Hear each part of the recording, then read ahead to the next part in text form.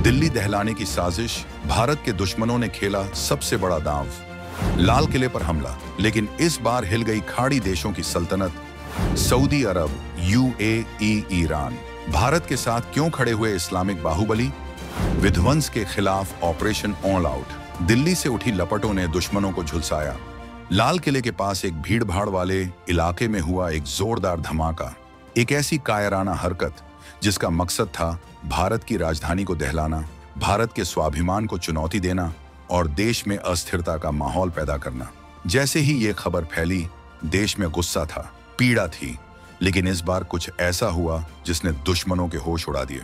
इस धमाके की गूंज जितनी दिल्ली की सड़कों पर सुनाई दी, उससे ज्यादा इसका शॉक वेव उन देशों की राजधानियों में महसूस किया गया जो भारत को अस्थिर देखने का सपना पालते हैं। इस बार भारत को अलग थलग करने का खेल उल्टा पड़ गया।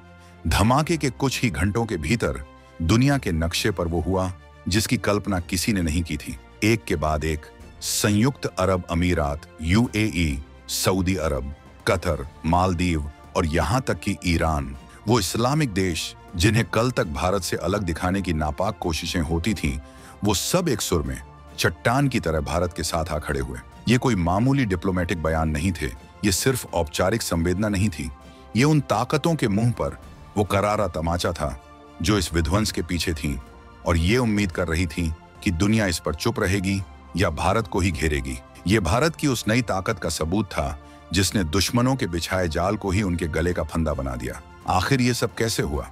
खाड़ी के ये शेख जो कल तक हमारे दुश्मन देश के सबसे बड़े मददगार माने जाते थे, वो आज भारत के दोस्त कैसे बन गए?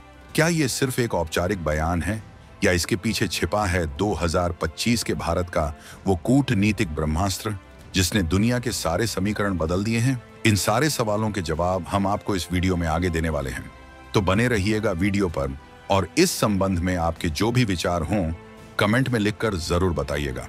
तो चलिए इस पूरी बिसात को, इस नए कूटनीतिक गेम ऑफ थ्रोन्स को परदर परत खोलते हैं। सबसे पहले ये समझिए कि हुआ क्या और इन बयानों का असली मतलब क्या है। जैसे ही दिल्ली में हुए इस घिनौने कृत्य की खबर दुनिया में फैली, सबसे पहला और सबसे दमदार बयान आया संयुक्त अरब अमीरात यानी यूएई की तरफ से।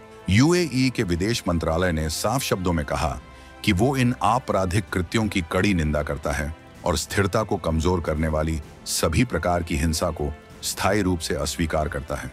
ये सिर्फ निंदा नहीं थी, ये एक पॉलिसी स्टेटमेंट था। यूएई आज मध्य पूर्व का सबसे बड़ा इकोनॉमिक और स्ट्रेटेजिक हब है। उसका भारत के साथ खड़ा होना मतलब उन ताकतों को सीधी चेतावनी देना कि अब तुम्हारा खेल नहीं चलेगा। यूएई ने न सिर्फ पीड़ितों के परिवारों बल्कि भारत सरकार और जनता के प्रति गहरी संवेदना जताई। ये दिखाता है कि यूएई इस लड़ाई में भारत को 1 इंच भी अकेला नहीं छोड़ना चाहता। लेकिन खेल अभी शुरू हुआ था। यूएई के तुरंत बाद मैदान में उतरा इस्लामिक दुनिया का सबसे बड़ा बाहुबली सऊदी अरब। नई दिल्ली में सऊदी दूतावास ने बयान जारी किया कि किंगडम दोस्त भारत के प्रति गहरी संवेदना व्यक्त करता है। यहाँ दोस्त शब्द पर गौर कीजिए। ये वही सऊदी अरब है जिस पर कभी भारत के दुश्मनों को पालने पोसने के आरोप लगते थे। आज वही सऊदी अरब भारत को अपना दोस्त कह रहा है और भारत की सुरक्षा की कामना कर रहा है। ये दिखाता है कि पिछले कुछ सालों में भारत की कूटनीति ने कितनी गहरी जड़ें जमा ली हैं। सऊदी का समर्थन मतलब इस्लामिक दुनिया के एक बड़े हिस्से का समर्थन, जिसने उन ताकतों की कमर तोड़ दी जो इस घिनौनी हरकत को कोई और रंग देने की फिराक में थे। कहानी में असली रोमांच तो तब आया जब इस खेल में ईरान की एंट्री हुई। ईरान जो शिया दुनिया का सबसे बड़ा पावर हाउस है और जिसके साथ सऊदी अरब के अपने मतभेद रहे हैं, लेकिन भारत के मुद्दे पर ईरान भी सऊदी अरब और यूएई के सुर में सुर मिलाता दिखा।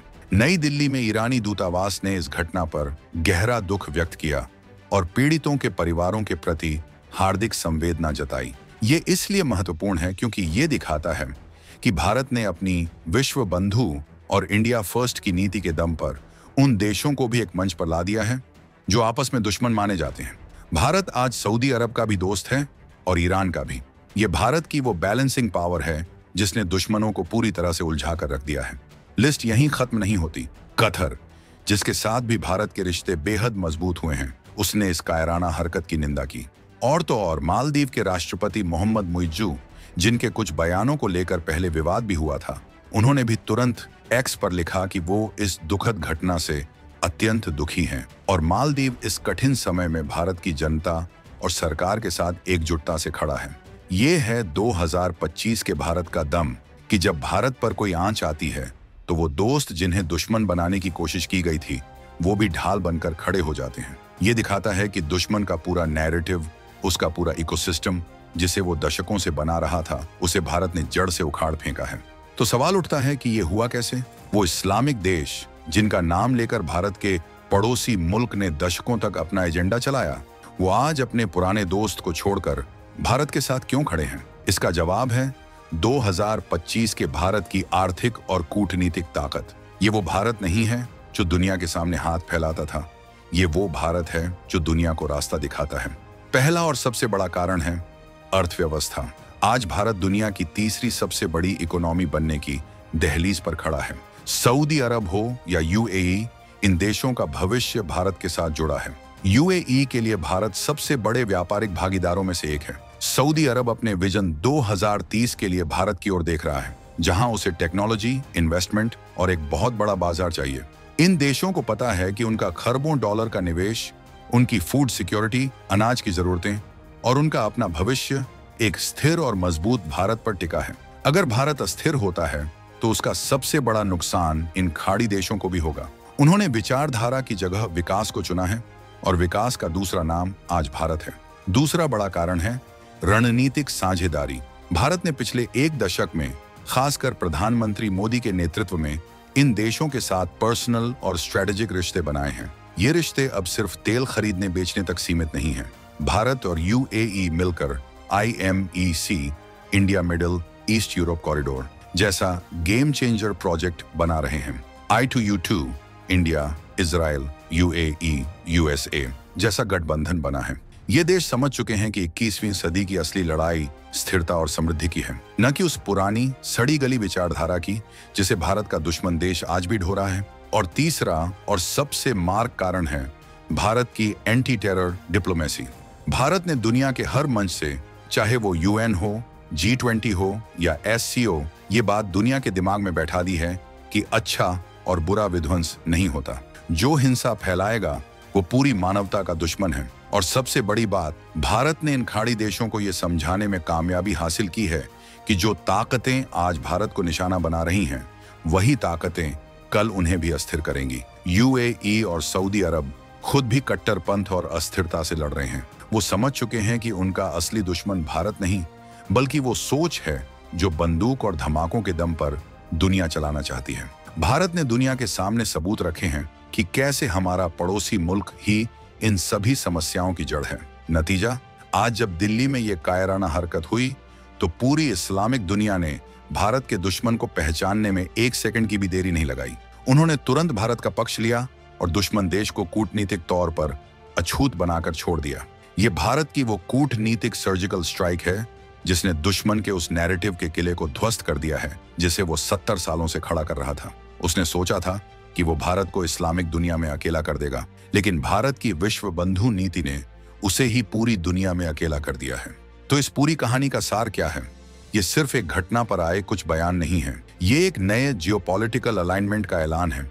ये इस बात की घोषणा है कि भारत अब दुनिया की रूल मेकिंग टेबल पर बैठ चुका है। ये उस पड़ोसी मुल्क के ताबूत में आखिरी कील है जिसकी पूरी विदेश नीति सिर्फ भारत विरोध और कट्टरपंथ पर टिकी थी। आज उसके हाथ खाली हैं, न उसके पास पैसा है न दुनिया का साथ। दूसरी तरफ भारत अपने दुश्मनों को उनकी ही मांद में घेर रहा है। ये धमाका भारत को तोड़ने के लिए किया गया था, लेकिन इसने भारत को दुनिया के साथ और भी मजबूती से जोड़ दिया है। ये 2025 के भारत की वो गूंज है जो दिल्ली से लेकर दुबई, रियाद से लेकर तेहरान तक साफ सुनाई दे रही है कि जो भारत के साथ दोस्ती निभाएगा, भारत उसका हाथ थाम कर उसे आसमान तक ले जाएगा। लेकिन जो भारत की तरफ टेढ़ी नजर उठाएगा, उसे दुनिया के किसी कोने में पनाह नहीं मिलेगी। आपको क्या लगता है, क्या भारत की ये कूटनीतिक जीत इन विध्वंसक ताकतों की कमर हमेशा के लिए तोड़ देगी?